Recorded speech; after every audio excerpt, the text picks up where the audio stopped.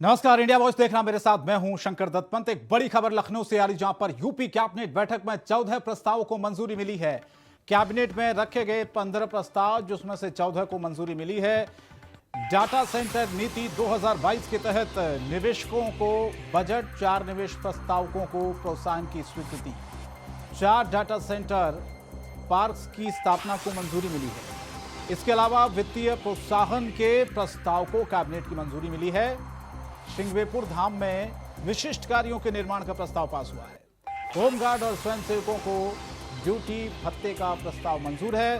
वायुयान के मेंटेनेंस और रिपेयर के प्रस्ताव को मंजूरी मिली है। 2022-23 में 35 करोड़ वृक्षारोपण कराने का प्रस्ताव भी मंजूर किया गया है। इसके अलावा वन्य क्षेत्रों को बढ़ाने के संबंध में प्रस्ताव पास हुआ है। पीडब्ल्यूडी विभाग और केंद्र सरकार के परिवहन रेल के साथ अनुबंध पर भी मोहर लगी है इस कैबिनेट की बैठक में। तो फिलहाल आपको बता दें कि ये कैबिनेट की बैठक, जिसमें 14 प्रस्ताव जो कि पास हुए, 15 प्रस्ताव इसमें थे, जिसमें से 14 प्रस्तावों को मंजूरी मिली है। 4 निवेशक प्रस्तावों को प्रोत्साहन की स्वीकृति दी गई है। 4 डेटा सेंटर पार्क्स की स्थापना को मंजूरी दी गई है। और इसके अलावा आपको बता दें कि वित्तीय प्रोत्साहन के प्रस्ताव को कैबिनेट की मंजूरी दी गई है। तो यूपी कैबिनेट की बैठक थी, जिसमें 14 प्रस्ताव जो है वो पास हुए हैं। 15 प्रस्ताव में से, जिनकी डिटेल्स होमगार्ड और स्वयंसेवकों को ड्यूटी भत्ते का जो प्रस्ताव है वो मंजूर किया गया है कैबिनेट की बैठक में। और इसके अलावा वायुयान के मेंटेनेंस और रिपेयर के प्रस्ताव को भी मंजूरी दी गई है। 2022-23 में 35 करोड़ वृक्षारोपण कराने का प्रस्ताव भी मंजूर किया गया है। तो ये कैबिनेट की बैठक, जिसमें 14 प्रस्तावों को मंजूरी मिली है। मेरे सहयोगी के राणा न्यूज रूम से इस वक्त ज्यादा अपडेट के लिए सीधे जुड़ रहे हैं। के ये 15 प्रस्ताव थे, 14 प्रस्तावों पर कैबिनेट की मोहर लगी है। क्या कुछ आज अहम प्रस्ताव इस कैबिनेट की बैठक में पास हुए हैं? बिल्कुल, अगर मैं आपको बताऊं तो 15,950 करोड़ का ये प्रस्ताव पर मोहर लगी है इस बार जो निवेश होने वाला है। और 15 प्रस्ताव इस बार कैबिनेट की बैठक में लाए गए थे, जिनमें से 14 पर मोहर लगी है। जिनमें से अगर मैं बताऊं तो उत्तर प्रदेश के डेटा सेंटर नीति 2022 के तहत निवेश करने को स्वीकृति दे दी गई। 4 निवेश प्रस्तावों को प्रोत्साहन की स्वीकृति मिल गई है। 4 डेटा सेंटर पार्क बनाए जाएंगे और जिनमें से एक ग्रेटर नोएडा में भी बनेगा, और जिसकी जिम्मेदारी मुंबई की कंपनी हीरानंदानी को दे दी गई है जी। इसी के साथ वित्तीय प्रोत्साहन के प्रस्ताव को भी कैबिनेट में मंजूरी मिल गई है। प्रयागराज के श्रृंगवेरपुर धाम में निषाद राज पार्क के निर्माण के लिए मंजूरी मिल गई है। और सबसे अहम यह कि यूपी को वायुयान के मेंटेनेंस को लेकर हब बनाने की तैयारी चल रही है, और इस प्रस्ताव को भी इस बार मुहर इस पर भी लग गई है, इसको भी पास कर दिया गया है। ड्रॉप मोर क्रॉप प्रोग्राम के ड्रिप एवं स्क्रिप्ट कलर सिंचाई प्रोत्साहन के लिए भी 5 साल का बजट पास कर दिया गया। साथ ही आपको बताएं कि विधानमंडल क्षेत्र विकास निधि के तहत स्वतंत्रता सेनानी के सम्मान में गेट बनाए जाने का प्रस्ताव भी दिया गया है। और सबसे अहम यह है कि 2022-23 में 35 करोड़ पौधे लगाए जाएंगे, ये प्रस्ताव भी पास कर दिया गया। और इसमें जो सबसे अहम है कि 15,950 करोड़ का निवेश होना है इसको लेकर। और साथ ही जो जितने भी इसमें सारे मंत्री, और चाहे वो विधानसभा से हों या फिर विधान परिषद से हों, विधानमंडल से हों, सभी इस बार मौजूद रहे। यानी कि कैबिनेट मंत्री और राज्य मंत्री सभी इस बैठक में मौजूद थे। और सबसे अहम ये कि 100 दिन का जो कार्यकाल सरकार का पूरा होने वाला है, जिसमें से 95 दिन पूरे हो चुके हैं, इसको लेकर भी मंथन किया गया। साथ ही जो टारगेट सरकार ने मंत्रियों को दिया था, उस टारगेट को लेकर भी चर्चा की गई कि वो टारगेट आखिर कहां तक पहुंचा है। क्योंकि 100 दिन के कार्यकाल का जो लेखा जोखा होगा वो भी जनता के सामने सरकार जो है वो पेश करेगी, उसको लेकर भी बातचीत की गई, मंथन किया गया। और सबसे अहम कि जो विधानसभा के जो 403 सदस्य हैं, उनको भी 6.41 अरब रुपए की जो निधि है वो विकास कार्यों के लिए दे दी गई है। साथ ही विधानमंडल के लिए 1.36 अरब रुपए की निधि दे दी गई है, ताकि वो अपने क्षेत्र में जाए और विकास कार्य करें, ताकि जो टारगेट दिया गया है उसको भी जल्द से जल्द पूरा किया जा सके। साथ ही विधानसभा में जो है वो 5 करोड़ की जो निधि है वो हर बार दी जाती है, इसको लेकर भी 1.5 करोड़ की निधि अभी तक जा चुकी है, यानी कि आज ही वो ट्रांसफर की गई है सभी मंत्रियों को और विधायकों को। लेकिन ऐसे में अब ये देखना होगा कि 100 दिन में से जो 95 दिन पूरे हुए हैं और जब 100 दिन पूरे हो जाएंगे उसके बाद जब सरकार सामने लेखा जोखा रखेगी जनता के, तो उसमें क्या कुछ सामने आएगा और कितनी गंभीरता के साथ काम किया गया है। भले से अभी तक हमें मीटिंग्स में या बैठकों में जो गंभीरता सरकार की नजर आ रही है, ये तभी पता लगेगी जब 100 दिन पूरे हो जाएंगे और उसके बाद जनता के समक्ष सारी चीजें रखी जाएंगी। उससे ये पता लगेगा कि आखिर सरकार कितनी गंभीर रही और किस तरह से मंत्रियों ने, विधायकों ने कार्य किए हैं। बिल्कुल। और दो तीन चीजें के राणा आपने बताई। एक तो ये 4 जो निवेश प्रस्ताव, उनको प्रोत्साहन की स्वीकृति मिली है, किस तरह का निवेश होगा, और साथ ही 4 डेटा सेंटर आपने कहा कि जो पार्क्स के उसकी स्थापना को मंजूरी दी गई है, इस पर कब तक इंप्लीमेंट होगा, कब तक इसको बनाने की शुरुआत होगी। और सबसे बड़ी बात जो आपने बताई कि 2022-23 में जो 35 करोड़ वृक्षारोपण करने का जो प्रस्ताव है उसे मंजूर किया गया है, तो इनको किस तरह से आगे धरातल पर उतारा जाएगा, इसके लिए किस तरह से तेजी लाई जाएगी। क्योंकि पहले भी कैबिनेट में तमाम ऐसे प्रस्ताव पास किए जा चुके थे, लेकिन बहुत वक्त लग जाता है कई बार उनको इंप्लीमेंट होने में। लेकिन इस बार मुख्यमंत्री योगी आदित्यनाथ की तेजी हम देख सकते हैं, समय समय पर वो कई बार फीडबैक भी लेते हैं। तो कब तक ये उम्मीद की जाए कि इन तमाम चीजों पर पूरी तरह से मोहर लगेगी? बिल्कुल, इस बैठक को भी उस फीडबैक के तौर पर देखा जा सकता है कि जिस तरह से 95 दिन पूरे होने को लेकर फीडबैक लिया गया, मंत्रियों से चर्चा की गई, विधायकों से चर्चा की गई कि जिस विभाग को जो टारगेट दिया गया था वो अभी तक कितना पूरा हुआ है। ये भले से अभी जनता के समक्ष नहीं रखा गया कि उसको लेकर कितना कार्य सरकार ने किया है या मंत्रियों ने किया है। साथ ही जिस तरह से 2022-23 को लेकर जो पौधे 35 करोड़ लगाए जाने हैं, उसको लेकर सबको अपनी अपनी जिम्मेदारी दे दी गई है कि किसको अपने विभाग में किस तरह से पौधे लगाने होंगे। उस जिम्मेदारियों के आधार पर ये सारे काम किए जाएंगे। साथ ही सबसे ज्यादा जो जोर इस टाइम पर सरकार का है वो जॉब्स को लेकर है, नौकरियों को लेकर है, रोजगार को लेकर है कि कैसे युवाओं को नौकरियां दी जाए, किस तरह से उन्हें रोजगार से जोड़ा जाए और किस तरह से उन्हें बेहतर और जो पैसा कमाने को लेकर है उन चीजों से जोड़ा जाए। इसको लेकर सरकार का सबसे, जैसे कि अभी 15,950 करोड़ का जो निवेश होने वाला है और साथ ही इसमें जो 4 डेटा सेंटर पार्क बनेंगे उसमें लगभग 4,000 युवाओं को रोजगार मिलेगा। यह सरकार का पहला कदम है। उसके साथ ही आगे जिस तरह से वायुयान के मेंटेनेंस को लेकर, उसकी रिपेयरिंग को लेकर जिस तरह से हब बनाने की कोशिश उत्तर प्रदेश को चल रही है, उसमें भी लोगों को एक बड़े स्तर पर रोजगार मिलेगा। तो सबसे अहम और सरकार का जो फोकस है वो रोजगार को लेकर है, नौकरी देने को लेकर है, ताकि ज्यादा से ज्यादा नौकरी दी जा सके। जब नौकरियां मिलेंगी तभी एक हिस्सेदारी बढ़ेगी, युवाओं की हिस्सेदारी उत्तर प्रदेश को बेहतर करने में और उसे आगे बढ़ाने के लिए अहम भूमिका उनकी इसमें रहेगी। इसी को लेकर सरकार का सबसे ज्यादा जोर है।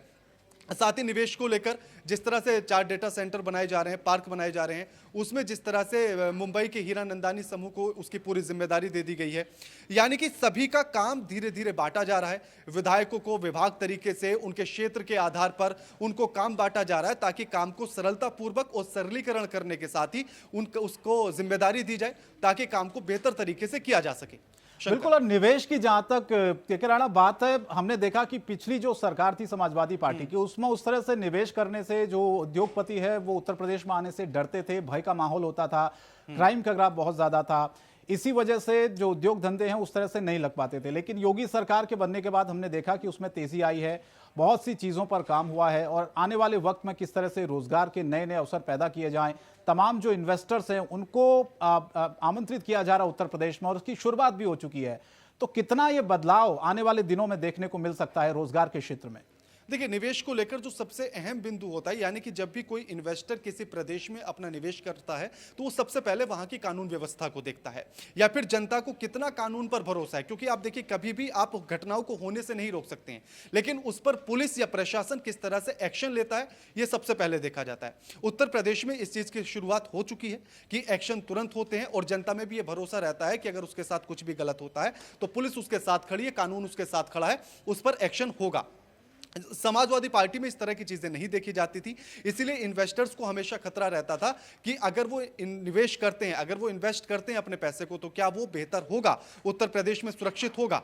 ये सबसे बड़ी बात थी। फिर दूसरा, जिस तरह से हाईवेज को लेकर जाल बिछाया गया सरकार के द्वारा, चाहे फिर केंद्र सरकार के द्वारा या राज्य सरकार के सहयोग के साथ, उसको लेकर भी एक बड़ा असर पड़ा। कनेक्टिविटी जितनी ज्यादा से ज्यादा बढ़ेगी, इन्वेस्टर्स उतने ज्यादा प्रभावित होते हैं ताकि उनके जो भी माल है उसका आयात और निर्यात बेहतर तरीके से हो सके। तो दो चीजें इसमें सबसे महत्वपूर्ण होती है, एक तो कनेक्टिविटी और दूसरी कानून व्यवस्था।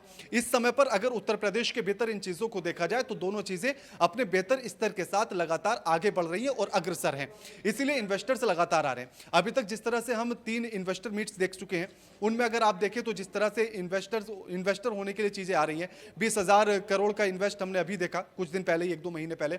उससे पहले जो पहला और दूसरा था उसमें भी 67,000 करोड़ का इन्वेस्ट हुआ, उसके बाद फिर उसमें 88,000 करोड़ का इन्वेस्ट हुआ। ये इन्वेस्ट बता रहे हैं कि कानून व्यवस्था बेहतर है, कनेक्टिविटी बेहतर है, इसीलिए इन्वेस्टर्स लगातार आ रहे हैं। और सरकार के द्वारा जो प्रयास चल रहा है कि किस तरह से रोजगार से जोड़ा जाए, रोजगार से युवाओं को तभी जोड़ा जा सकता है जब इन्वेस्टर्स उत्तर प्रदेश में आएंगे, उनकी कंपनियां लगेंगी, उनके प्रोडक्ट यहां आएंगे और वो बिकेंगे, तभी रोजगार मिल सकता है। और उसी को लेकर सरकार लगातार आगे बढ़ रही है। शंकर, बहुत बहुत धन्यवाद के राणा इस तमाम जानकारी के लिए। तो कैबिनेट की बैठक थी, 15 प्रस्तावों में से 14 प्रस्तावों पर मोहर लगी। आगे बढ़ते हैं, कुछ और खबर आपको बताते थे। हम मनी लॉन्ड्रिंग मामले में फंसी झारखंड की निलंबित आईएएस पूजा सिंघल की जमानत याचिका पर ईडी की विशेष अदालत में सुनवाई हुई है। सुनवाई के दौरान अदालत ने ईडी से केस से संबंधित दस्तावेज मांगे हैं। पूजा सिंघल की जमानत याचिका पर अब 4 जुलाई को सुनवाई होगी। तो 4 जुलाई को सुनवाई होगी। आईएएस पूजा सिंघल की याचिका पर सुनवाई हुई। पूजा सिंघल को जमानत नहीं मिली। अब 4 जुलाई को अगली जो सुनवाई है वो होनी है।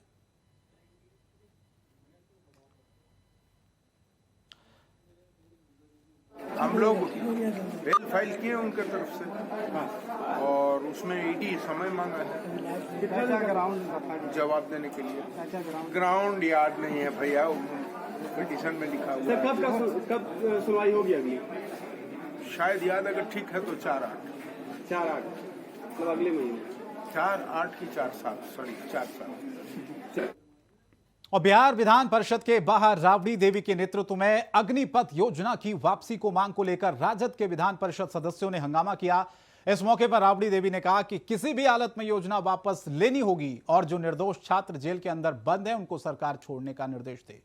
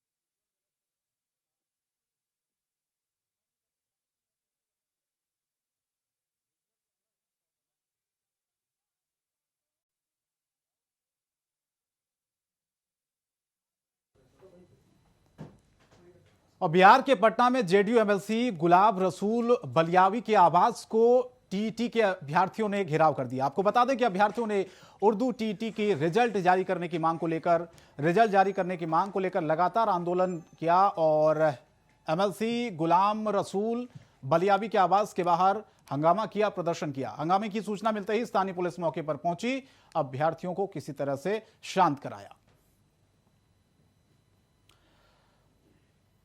8 सालों से सिर्फ आश्वासन, रिजल्ट देने का आश्वासन, आज देंगे, कल देंगे, परसों देंगे। उर्दू बांग्ला टीईटी उम्मीदवारों को रिजल्ट देकर मेरिट लिस्ट में नाम आने के बाद में फेल कर दिया गया। रिजल्ट देकर मेरिट लिस्ट में नाम आने के बाद में फेल कर दिया गया। रिजल्ट देकर मेरिट लिस्ट में नाम, अरे यार यहाँ तो बच्चा भी माँ के पेट में 9 महीना रहता है, कोई 16, 17, 20 महीना नहीं रहता। हो सकता है मुख्यमंत्री नीतीश कुमार जी या शिक्षा मंत्री विजय कुमार चौधरी जी 8 साल, 2 साल, 1 साल वो भी माँ के पेट में 11 महीना, 14 महीना, 20 महीना रहते होंगे। 8 सालों तो हंगामा किया गया। उर्दू बांग्ला टीईटी अभ्यर्थियों ने टीईटी के रिजल्ट जारी करने की मांग की और हंगामा किया लगातार। कहा कि बहुत आश्वासन मिल चुके हैं, लेकिन अब हंगामा किस तरह से आज देखने को मिला। तमाम वहां पर जो अभ्यर्थी हैं वो पहुंचे हुए थे। उन्होंने जमकर हंगामा किया, कहा कि टीटी का रिजल्ट जारी किया जाए। जेडीयू एमएलसी के आवास पर हंगामा किया, नारेबाजी की। उर्दू बांग्ला टीटी अभ्यर्थियों ने और लगातार नारेबाजी भी की। टीटी के रिजल्ट जारी करने की मांग की और नारेबाजी की, हंगामा किया।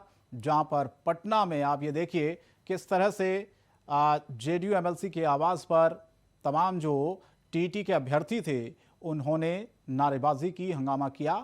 हालांकि पुलिस वहां पर पहुंची, किसी तरह से उनके आवास से वहां से उन अभ्यर्थियों को हटाया जो हंगामा कर रहे थे। लेकिन उन्होंने कहा कि टीटी का जो रिजल्ट है वो जल्द से जल्द जारी किया जाए, इसी को लेकर हंगामा किया। और इसीलिए आज पटना में गुलाम रसूल के आवास पर ये जोरदार हंगामा टीटी अभ्यर्थियों का। तो उर्दू बांग्ला टीटी अभ्यर्थी थे जिन्होंने खूब हंगामा किया। पटना में रिजल्ट जारी करने की मांग की, टीटी का रिजल्ट जारी हो, और इसीलिए यह हंगामा, जोरदार प्रदर्शन आज पटना में किया गया। गुलाम रसूल के आवास पर तमाम जो अभ्यर्थी थे वो वहां पर पहुंचे हुए थे। उन्होंने, पुलिस वहां पर पहुंची और किसी तरह उनको वहां से हटाया। रजनी हमारी संवाददाता, ज्यादा अपडेट के लिए हमारे साथ जुड़ी है। रजनी, ये हंगामा देखा गया जेडीयू एमएलसी के आवास पर, उर्दू बांग्ला टीटी के अभ्यर्थी थे, क्या मांग थी इनकी और अभी क्या स्थिति है? क्या हंगामा अभी भी चल रहा है या कोई आश्वासन उनको मिला? देखिए, बताते चलो कि एसटीईटी के जो ये अभ्यर्थी हैं, इनकी ये जो इनका प्रदर्शन है पहले कई दिनों से चल रहा है। पहले शिक्षा मंत्री के आवास पे इन्होंने घेराव किया, वहां पे हंगामा किया, और अब जब आज ये एमएलसी है जेडीयू के गुलाम रसूल बलियाबी, जेडीयू के कद्दावर नेता भी माने जाते हैं, तो इनके आवास पे पहुंच के, चूंकि उर्दू का जो टीईटी का के अभ्यर्थी है, ये इनका रिजल्ट जारी नहीं हुआ है और इसी मांग को लेकर ये यहाँ पे प्रदर्शन करने पहुंचे थे। अपनी मांगों को लेकर ये हंगामा कर रहे थे, लेकिन फिलहाल पुलिस वहां पे पहुंची और मामले को रफा दफा कर दिया गया। उनकी मांगों पर अभी आगे क्या विचार किया जाएगा ये निष्कर्ष नहीं निकला, लेकिन जिस तरह की मॉब इकट्ठी थी, जिस तरह के प्रदर्शनकारी इकट्ठे थे पिछले दिनों, जो बिहार में जिस तरह की घटनाएं हुई है, उसको देखते हुए तुरंत भीड़ को तीतर बितर किया गया और कंट्रोल में स्थिति को की गई। जी, तो क्या कहा जा रहा है प्रशासन, सरकार की तरफ से कि रिजल्ट क्यों अभी तक जारी नहीं किया गया, इतना लेट क्यों हो रहा है? और अभ्यर्थी तो साफ साफ आरोप लगा रहे हैं। और देखिए, ये टीईटी में मामले को लेकर ये लंबे समय से ये चलता आया है। चूंकि एक बार जब पहले रिजल्ट जारी हुई थी तो उस रिजल्ट में कई ऐसे अभ्यर्थी थे जिनके रिजल्ट क्लियर नहीं थे, और उसको लेकर ये उर्दू अभ्यर्थी इन्होंने इसका खंडन किया था। और एक बार फिर से दोबारा रिजल्ट जारी करने की मांग रखी थी, और उसी मांग को लेकर ये आज यहाँ प्रदर्शन कर रहे हैं। तो क्या अब ये हंगामा वहां पर चल रहा है, यहाँ जो आवास है वहां से हटा दिया गया है गुलाम रसूल के आवास से इन प्रदर्शनकारियों को?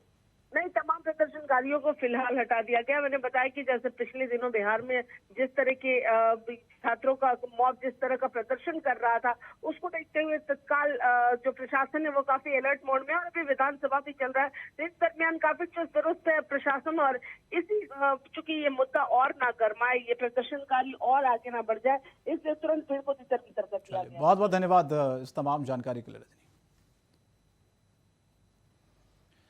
और बढ़ते आगे, बीजेपी सांसद जयंत सिन्हा ने रामगढ़ जिला समाहरणालय सभा कक्ष में आयोजित दिशा की बैठक में हिस्सा लिया, जहां पर इस बैठक में रामगढ़ विधायक ममता देवी, बड़कागांव विधायक अंबा प्रसाद, रामगढ़ जिले के पंचायती राज के जिला अध्यक्ष और उपाध्यक्ष भी बैठक में शामिल हुए। बैठक के दौरान रामगढ़ उपायुक्त माधवी मिश्रा सहित जिले के कई विभाग के अधिकारी मौजूद थे।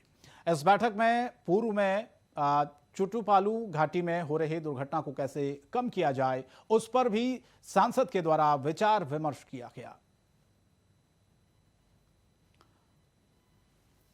3 घंटे हम लोग ने दिशा की बैठक में सब जो मुख्य कार्य जिलों में चल रहे हैं उनकी हम लोगों ने समीक्षा की है, और बड़ी गंभीरता से हर विषय पर चर्चा हुई है। पहली बात तो ये है कि कई सारे जो केंद्र सरकार के द्वारा योजनाएं जो चलाई जा रही हैं, उनको अब रामगढ़ में करीब हम लोग सैचुरेशन मोड में ले आए, जिनमें से हैं वृद्धा और विधवा पेंशन। करीब 3 घंटे हम लोग। और ग्रेटर नोएडा में किसान बिजली की समस्या को लेकर धरने पर बैठे हैं। इसी क्रम में एकता संघ के कार्यकर्ताओं ने आज एनपीसीएल के अधिकारियों की अर्थी निकाली, जहां प्रदर्शन के दौरान पुलिस और किसानों की झड़प भी हुई। आपको बताएं कि ग्रेटर नोएडा के दनकौर के मुख्य सभी बिजली स्टेशनों पर धरना प्रदर्शन किया जा रहा है। तो बिजली की समस्या से लोग परेशान हैं और किसान तमाम कार्यकर्ता जो कि धरने पर बैठे रहे, पुलिस वहां पर पहुंची, किसी तरह वहां से हटवाया। अधिकारियों के खिलाफ पूरी तरह से मोर्चा खोल दिया सभी ने। एनपीसीएल के अधिकारियों की अर्थी बनाकर निकाली, प्रदर्शन किया और प्रदर्शन को लेकर पुलिस और कार्यकर्ताओं में झड़प भी हुई। तो बिजली की किल्लत को लेकर, बिजली की समस्या को लेकर धरने पर ये किसान ग्रेटर नोएडा में बैठे हुए थे, जहां पर पुलिस से इनकी नोकझोंक भी हुई क्योंकि प्रदर्शनकारी वहां से हट नहीं रहे थे। नितिन हमारे संवाददाता फोन लाइन पर जुड़े हैं। नितिन, किस तरह की ये समस्या बिजली की जिसकी मांग लेकर ये तमाम जो किसान थे वहां पर पहुंचे, क्या कुछ इनकी मांगे थी? जी देखिए, बिल्कुल आपको बता दूं, जिस तरीके से आए दिन जो बिजली के जो बिल हैं उनको जो बढ़ोतरी है उसको लेकर आए दिन किसानों की जो समस्याएं काफी जो यहाँ पर ग्रेटर नोएडा में है। किसान जो आए दिन धरना प्रदर्शन करते हैं, जिस तरीके से बिजली का बिल जो है महंगा आ रहा है, तो उसी को लेकर आज किसानों ने जो है अपना धरना प्रदर्शन किया था। उसी में आपको बता दें, पुलिस के साथ में भी जो है नोकझोंक भी यहाँ देखने को मिली थी। जिस तरीके से पुलिस ने उन्हें रोका था, जिस तरीके से वो धरना प्रदर्शन यहाँ पर करने जा रहे थे, बिजली घर के अंदर जो धरना प्रदर्शन करने के लिए जा रहे थे, लेकिन जिसमें काफी किसान जो है सैकड़ों की तादाद में किसान यहाँ पर पहुंचे थे। लेकिन किसानों का कहना है कि आए दिन जो बिजली का जो बिल है उसमें बढ़ोतरी हो रही है, तो उसी को लेकर धरना प्रदर्शन किया गया था। जी, तो अभी क्या कोई उनकी मांगों को सुना गया है और क्या कोई बिजली कटौती की भी उन्होंने समस्या रखी है, बिजली बिल के माप के अलावा? जी देखिए, बिल्कुल जिस तरीके से आए दिन जो बिजली की कटौती भी है, बिजली के बिल भी बढ़ के जो आ रहे हैं, तो उसको लेकर उनकी जो काफी समस्या थी, उन्होंने बिजली अधिकारियों को जो है उन्होंने ज्ञापन भी देने की कोशिश किया, ज्ञापन भी दे रहे हैं। लेकिन उनका ये कहना है कि आखिरकार ज्ञापन हमने काफी बार किसानों ने दे चुके हैं, लेकिन आए दिन ज्ञापन देते देते जो है किसान जो परेशान है। किसानों का कहना है कि अब तो जो है आर पार की जो लड़ाई है यहाँ पर देखने को मिलेगी, क्योंकि जिस तरीके से बिजली का बिल आए दिन बढ़ रहा है, जिस तरीके से उत्तर प्रदेश के अंदर सरकार आई थी, बिजली को लेकर कहा गया था कि बिजली के बिलों में भी जो है बढ़ोतरी नहीं होगी, उसमें जो है 300 यूनिट फ्री दी जाएगी। लेकिन कहीं ना कहीं जिस तरीके से जो सरकार है, जो किसान जो खेतों के जो ट्वेल्स हैं उन पर जो मीटर जो लगाया जा रहा था, उसको लेकर भी धरना प्रदर्शन कर रहे थे किसानों का कहना है कि आए दिन जो ट्वेल्व पे जो बिजली का मीटर लगाते हैं, बिजली किसान अपनी फसल में भरने के लिए पानी की जो ट्वेल्व है उस पर मीटर लगाते हैं। लेकिन कहीं ना कहीं जिस तरीके से आज किसानों ने धरना दिया था, कल भी धरना प्रदर्शन यहाँ पर करा किसानों ने, लेकिन समस्या जो उनकी काफी यहाँ पर देखने को मिलती है। लेकिन अभी कहीं ना कहीं जिस तरीके से आज किसान भारी तादाद में यहाँ पहुंचे थे, काफी सैकड़ों की तादाद में किसान यहाँ धरना प्रदर्शन करने के लिए पहुंचे थे, तो पुलिस ने उन्हें रोकने की कोशिश की, लेकिन पुलिस जिस तरीके से आपस में जो है नोकझोंक भी देखने को मिली थी। अभी प्रदर्शनकारी किसान जो वहां से हटा दिए गए या फिर वहीं डटे हुए हैं अभी भी? जी देखिए, बिल्कुल अभी जो किसान है वो वहाँ पर बिजली घर के अंदर जो बिजली घर है उस पर जो किसानों को जो दे रहा है, वहाँ पर जमा हुआ। किसानों को जो समझाने के लिए पुलिस फोर्स वहाँ पर तैनात कर दी गई है, कि जिस तरीके से पुलिस के जो अधिकारी हैं वो किसानों को समझा रहे हैं कि आखिरकार जिस तरीके से यहाँ किसान धरना प्रदर्शन कर रहे हैं कि आखिरकार उनकी जो मांगे, उनकी जो समस्या है उनको जो सुना जाएगा। लेकिन अभी किसानों का कहना है कि आए दिन जो ज्ञापन दे दे, किसान जो ज्ञापन देने के लिए आते हैं, लेकिन ज्ञापन से उनका जो कहना है कि ज्ञापन से भी काम नहीं चलता। लेकिन आए दिन जिस तरीके से बिजली विभाग के जो अधिकारी हैं उनसे बातचीत करने की जो लगाए हुए हैं, कि किसानों का कहना है कि जब तक बिजली के अधिकारी नहीं आएंगे, कोई मौके पे नहीं आएंगे, जब तक वो किसान धरना प्रदर्शन यहाँ पर करते रहेंगे। जी चलिए, बहुत बहुत धन्यवाद नितिन इस तमाम जानकारी के लिए। और फिलहाल इस बुलेटिन में इतना ही। इंडिया वॉइस पर खबरें जारी रहेंगी। नमस्कार।